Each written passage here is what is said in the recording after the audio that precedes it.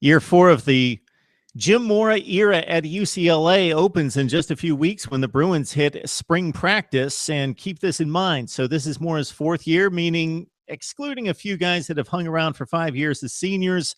This is Mora's complete team for the first time. And of course, we've seen UCLA build and build and build better and better. And last season, they finished with a bang in the bowl game against Kansas State. We bring in Mike at WR of Gojo Bruin to break down the Bruins for us. Mike, we always appreciate the time, sir. Oh, thank you. Thank you for having me on again. So it's kind of amazing how it works in college football, college athletics. We get attached to particular players, and obviously there's been no one more beloved in this UCLA football program than Brett Hundley in recent years. He plays almost from his first snap in college, basically game 2 or game 3, and he's been the face of the franchise ever since. Now he's gone. Now who? Well, I mean, that's going to be one of the bigger storylines because he has just been so special for UCLA. You say, since his very first snap was a 72-yard touchdown run. So from that first play, UCLA fans knew they had a special quarterback with them. And then this past season just broke so many records. Put his name, into the history books for UCLA with names like Troy Aikman and Cade McNown. So just right there, it's a huge loss. But in the Jim Mora era, one of the things the head coach has done is plan ahead, get depth, especially, there are a lot of things that UCLA is improving on and getting better with. We're going to talk about it, but the offensive line especially, they are going to be very, very experienced behind some juniors and senior center Jake Brendel. And, they fueled a lot of the success last year. They helped Paul Perkins to become the leading rusher in the Pac-12, and helped Brett Hundley, protected him. So there were some hiccups, especially that Utah game where he was sacked 10 times. But I'd like to say that I like to think that they improved on that. But going back to the quarterback question, it's really good that they have a lot of depth, especially on the offensive line, to protect whoever is going to be the next quarterback, whether it's incoming freshman Josh Rosen or redshirt junior, I think he's a redshirt junior, at least this year, Jerry Neuheisel and Ashanti Woolard, who we haven't seen yet. And he is supposed to be a fantastic athlete. He was the #1 rated dual threat athlete in 2012, I think it was, his senior year of high school. And then you have Neuheisel, who he has the most playing experience of all the quarterbacks. Of course, played in that game against Texas where he helped the Bruins to a win after Brett Hundley went down with an elbow injury. But there is a lot of hope with the new kid Rosen, and we've talked about him before. Michael Hanna has talked with you before. He's gushed over him, and we just can't wait to see how this kid will perform. But he hasn't gotten the #1 spot yet. One good thing is that he enrolled in January, so he's already a UCLA student. He's already taken classes. He's been with the football team, so he's getting that experience that will help him to possibly land the #1 spot in fall, and he's going to have time to prove that this spring for spring practice. So Hundley ran for a 72-yard touchdown in his first play as a UCLA Bruin. Yeah, against Rice. Oh, I was gonna guess the team. I was thinking, well, the first time he was on the map for me was the second game, I believe, of the season. They had a big matchup in the Rose Bowl against Nebraska. Oh, yeah, that was. They rolled up like 650 yards of total offense, and just it was a shootout, but UCLA won by a couple scores. That's when I really found Brett Hundley for the first time. So, wow, there you go. So there's the quarterback situation. You mentioned Paul Perkins.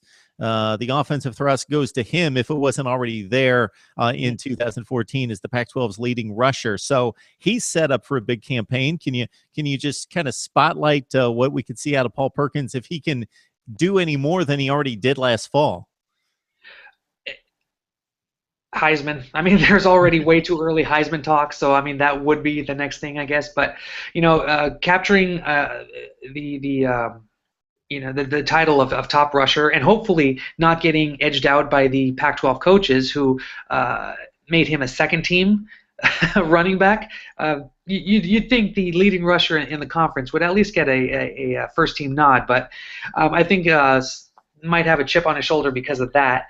But other than that, he's going to want to continue to do what he's been doing. He's going to obviously want to improve on that. And next year he is going to be the guy. Whoever the quarterback is, he's not going to be Brett Hundley, although they'll have good experience developing the quarterbacks and getting them game ready, especially in Noel Mazzoni's spread offense. The quarterback will be good in time, but UCLA has a solid running back in Paul Perkins, who's just, he's just fantastic. He'll break runs. He, is great in the open field. He can find those gaps in the line, and he's just a workhorse. One of the things I like with that is that he's also going to have some really good depth behind him. Nate Starks, who's going to be a sophomore next year, was really impressive. He didn't have that many runs. I think he only had 30 carries last year, but Bruin fans saw that what this kid can do. I mean, just a bruiser. He'll run into guys who are trying to tackle him and get a few extra yards because of that. So they're well in hand. As far as depth goes, Stephen Manfro, who tore his ACL last year, he wasn't the greatest running back, but he was very dependable, good in short yardage, and he's actually going to be good in special teams as well. But they have some freshmen coming in, and they're not going to be coming in for spring break, but the future is bright with the depth of the running backs. You got Soso Jamabo and Bolu Olorunfomni. I hope I didn't screw up his name. Yeah. Who are going to help with that. But right now, UCLA has a lot of running backs behind Paul Perkins. It's going to be a battle to see who's going to be his backup. I think it's going to be Starks, but right now UCLA is in a very good position to do a lot of things offensively with Paul Perkins leading the running game. Okay, let's go to the other side of the ball. The defense, I've got to admit, with Kendricks and Jack at the linebacking core, and then with all the talent that they've recruited in the secondary, I was a bit disappointed around mid-season when teams like Colorado and Cal seemed to have their way to a certain extent in putting up quite a few points against UCLA. Then near the end of the season, they really put the clamps on some teams like Arizona and USC in particular. That was impressive, and of course in the bowl game against Kansas State. So the defense was exceptional for most of the season. Tom Bradley comes in. He's most known as the guy who replaced Joe Paterno during the scandal, but his career is much more than just that. He's been a long-time, well-renowned defensive coordinator. So he comes in. Do we have any clue of what to expect from a UCLA defense under Tom Bradley at this point? No, which is both terrifying and exciting. One of the things about last year's defensive coordinator, Jeff Ulbrich, is that it was his first year. He was a very good coach. He was a great recruiter. He came up from special teams to linebackers to defensive coordinator, and people forget that 2 years ago he was the special teams coach of the year. The UCLA has been fantastic on special teams. He's been very good in developing quarterbacks, as you can see. Anthony Barr has worked under him, who's with the Vikings in the NFL. Eric Kendricks, who looks to be possibly a first-round draft pick, he's been working with Ulbrich for several years. But as far as leading the defense, there was some, a bit of a roller coaster ride, as you said. Head-scratching games against Cal and Colorado, and then shutting down, USC, Kansas State, at least in the first half of that Alamo Bowl game. But you could see that the defense needed to take an extra step.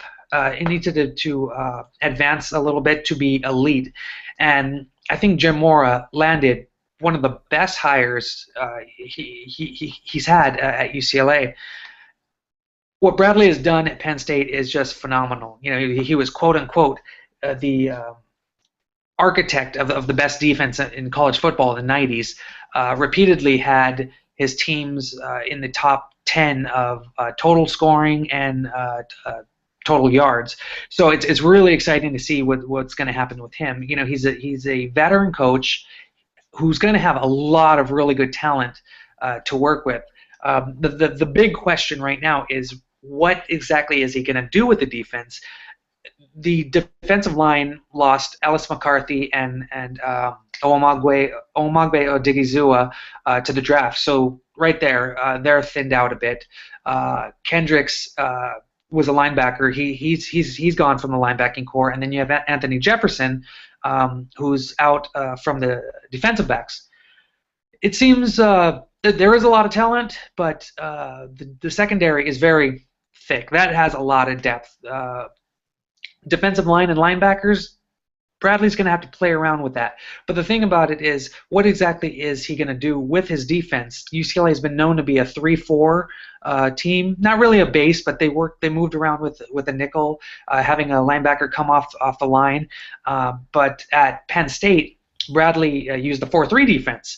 So depending on who they're going to play, on a week-to-week basis, who he has available, it's going to be interesting to see what exactly Bradley does with this defense and how he tries to attack the opposition. Are we going to see a lot of what we did the last couple years with the 3-4 and the nickel formations, or is he going to scrap everything and start over with a 4-3, or even something we haven't even thought of. So that's going to be a fun storyline to see exactly what he's going to do to make his mark with the defense. Mike WR, Gojo Bruin. I throw out Myles Jack. It's almost a similar question to Paul Perkins. It's not a question. He's not a question mark. He's a known commodity as a great player. Bruin fans looking forward to another year of Myles Jack, who may be combining a little bit of talent with maybe a little bit of more of a leadership role with Eric Hendricks gone. Mm-hmm. Yeah, definitely, because he becomes the #1 guy in the defense. He made a splash his freshman year. He was the Pac-12 offense and defensive freshman of the year.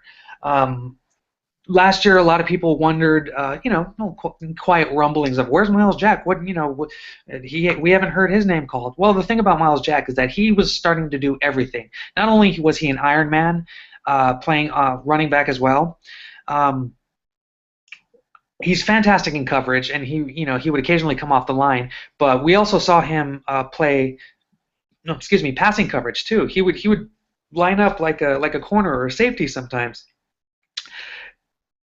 It's good because it showed his talents and his skills, what he's able to do, but it might have, spread him a bit thin. So hopefully next year Bradley can see exactly, where he needs to be and not have him over here and over there, because he's a guy that can do it. He can play any position on defense, but he's better suited to have that leadership role, and then just stay in one spot and handle the defense on that end.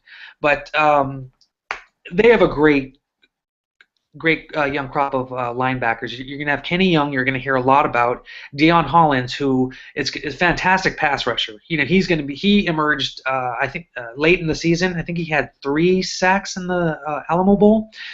So it's just going to be fun to watch. It's just the question mark right now is what is actually going to happen. We get to find out in a few weeks. Spring practice starts on Tuesday, March 31st. So, yay, football's back. But at the same time, it is back to work. What is going to happen?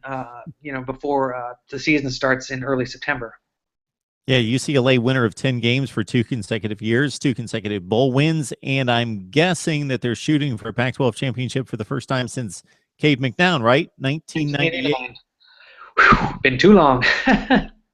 Yeah, so they've been expected to break through and possibly get one, and despite Mora's success, there's not been a Pac-12 championship, although there was a field goal away from winning a Pac-12 championship just a few years ago. So close. And could have gone back to the Pac-12 championship game with a effort that was expected against Stanford. So we will wait and see if the Bruins can break through there in the Pac-12. But it's been successful. The recruiting's there.